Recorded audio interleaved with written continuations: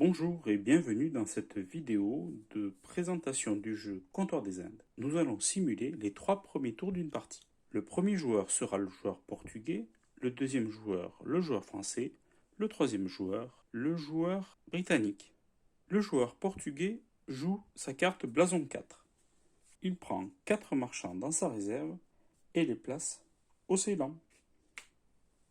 C'est au tour du joueur français. Le joueur français joue une carte blason 3.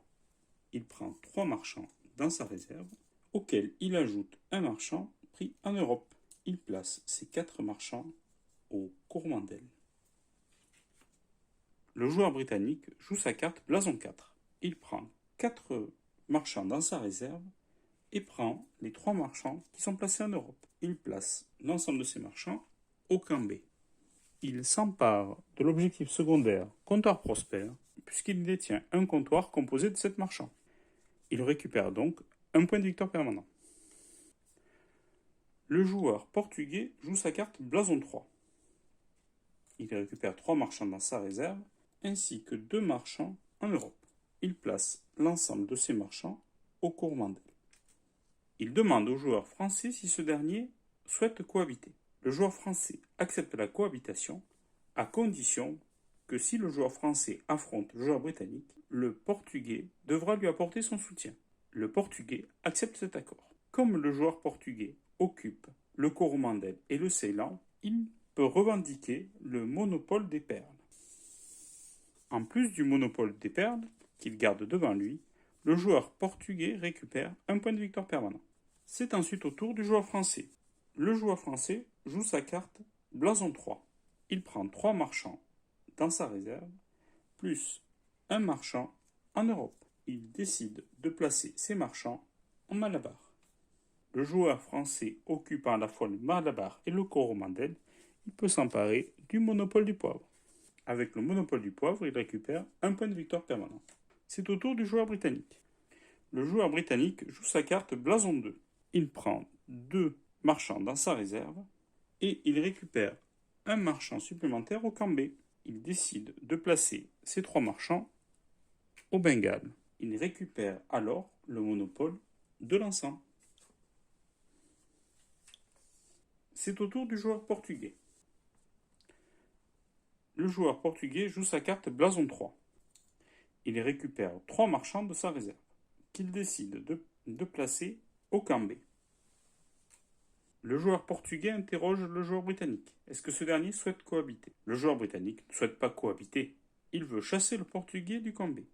Un combat va donc se dérouler entre le joueur portugais et le joueur britannique. Les joueurs impliqués dans les combats prennent autant de cartes combat qu'ils n'ont de marchands sur la région où se déroule le combat. Le portugais décide d'engager sa flotte dans ce combat. Le britannique conserve sa flotte. Il ne la jouera pas. Le joueur portugais demande l'aide du français. Le français accepte d'apporter son soutien au joueur portugais. Le joueur portugais, qui n'avait que 3 marchands, peut donc récupérer 5 cartes combat grâce aux 2 flottes qui ont été engagées. Le joueur britannique conservant, lui, 6 cartes pour les 6 marchands qu'il possède au camp B. Le joueur britannique étant l'attaquant car il a refusé la cohabitation, c'est à lui à effectuer la première annonce. La première annonce est toujours une attaque. Le joueur britannique annonce 4 pistolets et joue une carte de sa main devant lui. C'est ensuite au joueur portugais. Le joueur portugais pose 2 pistolets devant lui, mais annonce 5 canons. Le joueur britannique joue sa carte double pistolet. Il annonce 7 pistolets. Le joueur portugais annonce 8 canons. Le joueur britannique sait que 3 canons ont été posés face visible. Il en détient un 4e, mais il doute que son adversaire détienne 4 canons supplémentaires. Il décide donc de contrer l'attaque du joueur portugais. Les mains des 2 joueurs sont révélées. On compte donc le nombre de canons. Le joueur portugais en a 3, le joueur britannique en a 3 également. Il n'y a que 6 canons en tout et pour tout. L'attaque du joueur portugais a été valablement contrée. Le joueur britannique remporte le combat. Le joueur portugais doit quitter le camp B.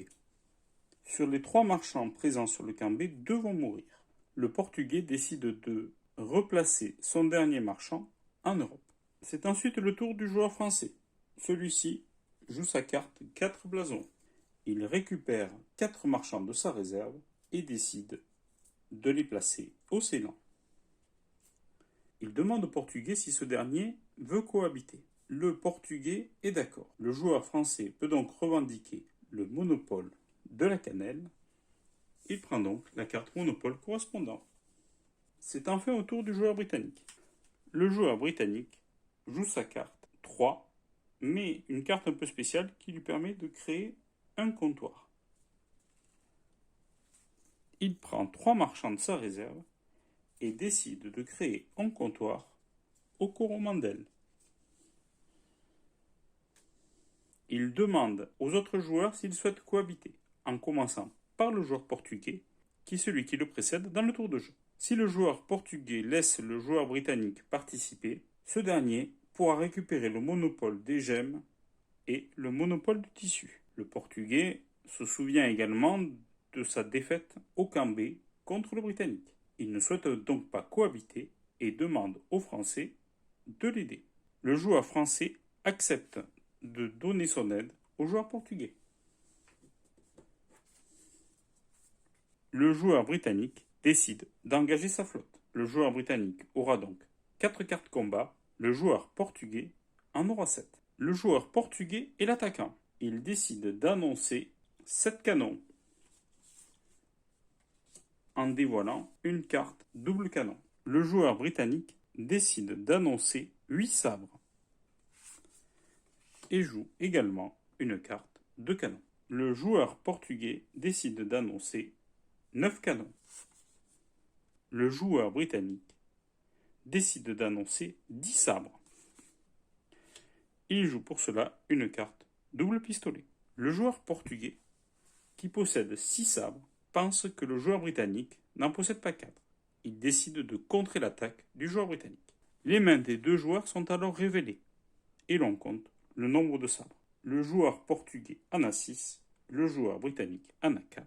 L'attaque du joueur britannique était parfaitement valable et ce dernier remporte le combat. Le joueur portugais doit quitter le Coromandel. La moitié de ses marchands arrondis au chiffre supérieur meurent.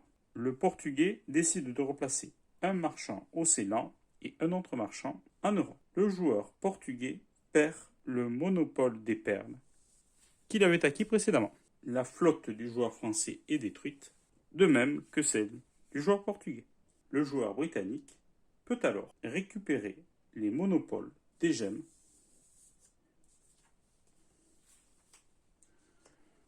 ainsi que le monopole du tissu.